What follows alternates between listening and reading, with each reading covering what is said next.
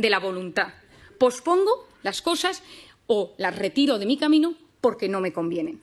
Cuando un bebé nace, la corteza prefrontal es profundamente inmadura y el desarrollo del cerebro funciona de atrás para adelante, y a medida que uno se va haciendo mayor, va madurando hasta que la corteza prefrontal madura en torno a los 15, 18, 21, 25, y hay gente que no madura casi nunca.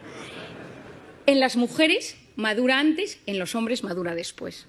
Si la corteza prefrontal se activa en un bebé de 3 maneras. Es decir, ¿cómo activas la atención de un bebé?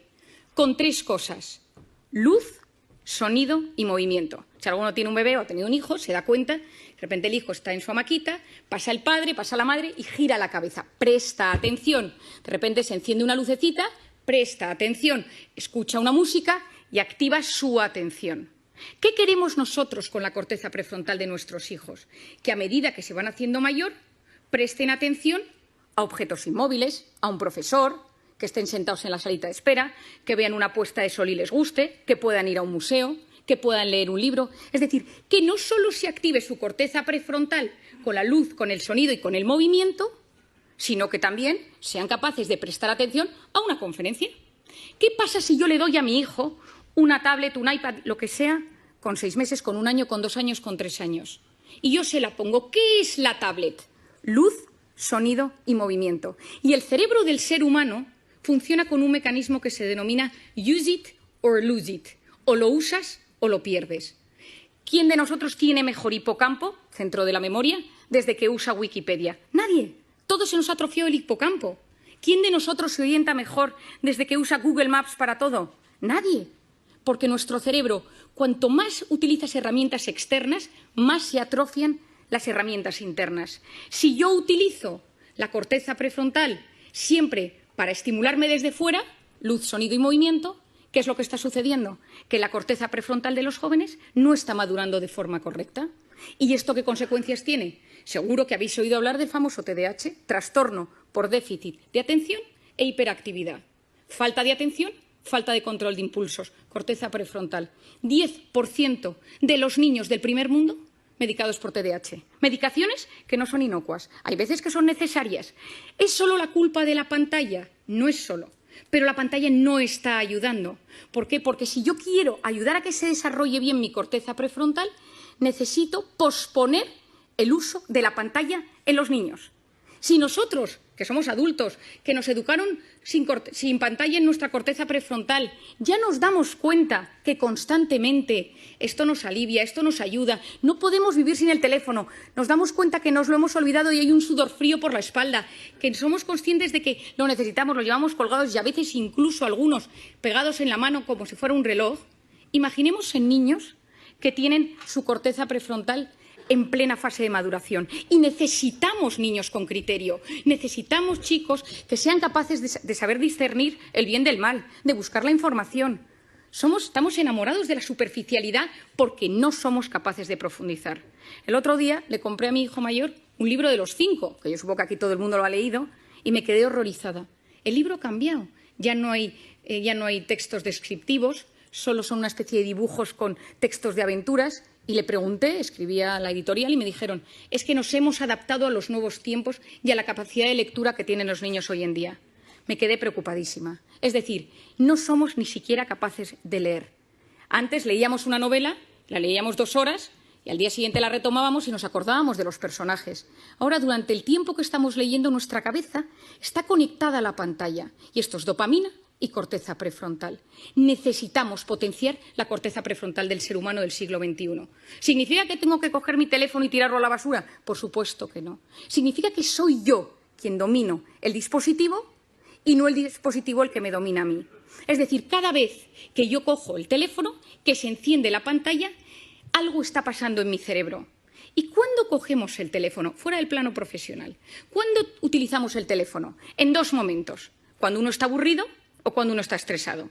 Uno está escuchando una charla, está escuchándome hoy, está de repente, ¿quién no le ha pasado en estas múltiples entrevistas o sesiones por Zoom eternas? Y que uno se da cuenta que no es capaz de seguir el hilo de la conversación y su cerebro le pide el teléfono. ¿Por qué? Porque me estoy aburriendo, me estoy poniendo nervioso porque no me entero bien. Es decir, nuestro cerebro, ante el aburrimiento o ante el estrés, nos pide pantalla. Si esto lo hacemos también con los niños y con los jóvenes, ¿qué sucede? Que no estás dejando a los niños aburrirse, y el aburrimiento es la cuna del asombro y de la creatividad. Nadie ha descubierto nada grande en un momento de hiperestimulación, en un momento ajetreado.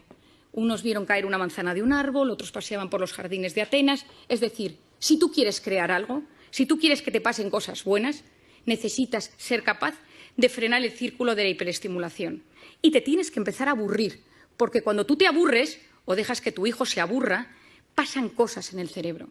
Si tú no sabes gestionar el estrés y cada vez que te enfadas con tu marido, con tu mujer, y fijémonos, coges el teléfono, tu hijo te pone de los nervios, coges el teléfono, has tenido un problema con tu jefe, coges el teléfono, porque te alivia, porque fue diseñado para aliviar y conocemos los mecanismos que subyacen al tema, pero entonces ya no sé gestionar la ansiedad. Y ojo, quien no sabe gestionar sus emociones en el siglo XXI lo pasa muy mal. Y si me vuelvo al campo de los niños y si me vuelvo al campo de los jóvenes, el que no sabe gestionar estos problemas acaba con problemas de tolerancia a la frustración. Yo siempre digo que darle a un niño un teléfono es como ponerle un minibar en su cuarto. Y decirle, oye, que cada vez que te encuentres mal puedes tomarte un chupito. Porque el cerebro se siente aliviado ante esa carga de estrés. Tenemos que conocer cómo funciona la pantalla, tenemos que conocer cómo funciona el cerebro para entender que es algo bueno, que las pantallas traen cosas muy positivas, pero que tengo que ser yo quien domine el dispositivo y él no a mí. Hay un documental que se llama The Social Dilemma, hecho por Netflix, que os recomiendo.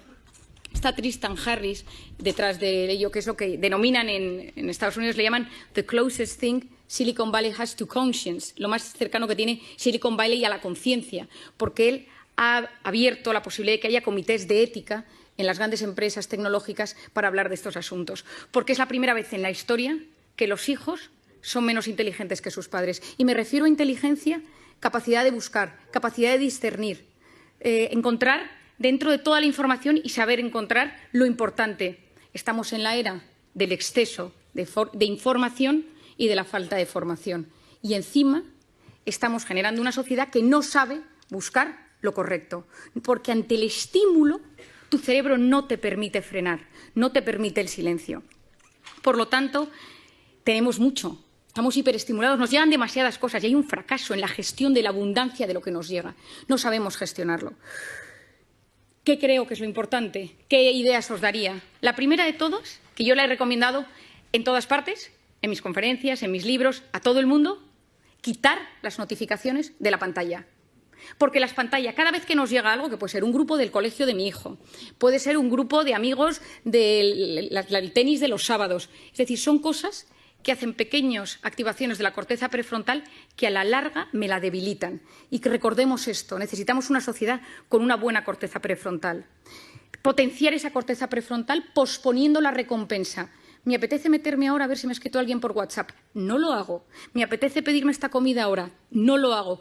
Me voy a meter en Amazon y me voy a comprar esto para que me llegue mañana. No lo hago. Yo pospongo la recompensa. Mi padre, que es un gran sabio de la voluntad, siempre ha dicho, una persona con voluntad llega más lejos que una persona inteligente. Por otro lado, esculpir nuestra atención. ¿A qué quiero prestar atención? Las cosas buenas de la vida suceden en la vida real, porque la vida virtual va a base de gratificaciones instantáneas. Volvamos a conectar con la vida real. En plena pandemia, sí, en plena pandemia tengamos que conectar. Durante tiempo nos han dicho no saludes, no sonrías, no te acerques, no abraces. Y ahora yo lo que digo es, tomemos tiempo para preguntarle a la gente cómo está de cara. Sonriamos a las personas. Volvamos a generar esa conexión humana que es absolutamente clave.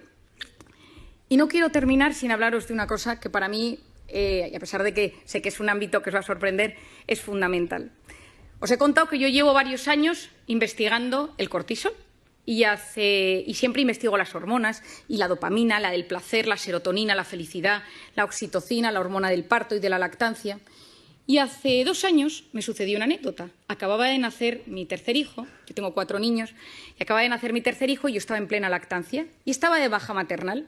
Y me llamaron del hospital y me dijeron que estaban presentando un nuevo fármaco en Madrid y me acerqué con mi coche, yo tengo un Golf muy viejo que tiene muchos años, que está medio rayado, al centro de Madrid. Me puse mona, me subí a mi tacón y me acerqué, esto ahora os explico por qué os doy este dato, y entonces yo iba en el coche y dejé el coche aparcado en la planta -3 de un parking infernal en el centro de Madrid. Subí al hotel, estuve en la presentación, pero ya me tocaba volver a dar de comer al pequeño y volví al parking. Y cuando iba andando por el parking, veo que un tipo con mala pinta me sigue.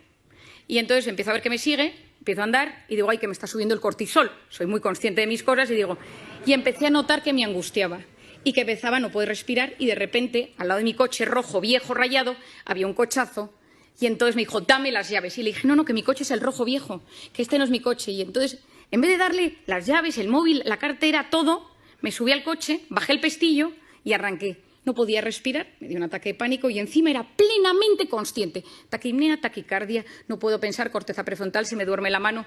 Y me conocía todos los síntomas, pero no era capaz de relajarme.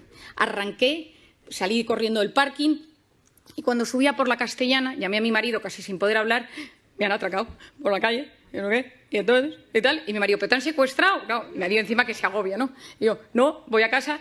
Y llegué a casa, subí corriendo y la persona que estaba cuidando del bebé me dio al bebé literalmente en brazos. Y entonces yo, corriendo, me lo puse al pecho para que pudiera comer y entró mi marido en la habitación. ¿Pero qué te ha pasado? Y yo, con una calma sorprendente, le empecé a explicar, no, es que estaba en el parking y un tío con mala pinta. Y me dice, Mario, ¿te has tomado algo? ¿Cómo te has relajado? Y digo, tienes toda la razón. Digo, este pico de cortisol tarda 6 horas en bajar. Digo, no es cómo soy capaz. Y de repente me quedé mirando al bebé y dije, ¿y si la oxitocina de la lactancia bajara el cortisol? Y esta me puse nerviosa. Me metí en Internet, me puse a buscar y efectivamente, si estimulamos la oxitocina, bajamos el cortisol. Y entonces me he dedicado estos 2 años a investigar la oxitocina. Como no nos podemos poner a lactar, todos los que estamos aquí, he buscado todas las maneras que existe para que podamos generar oxitocina.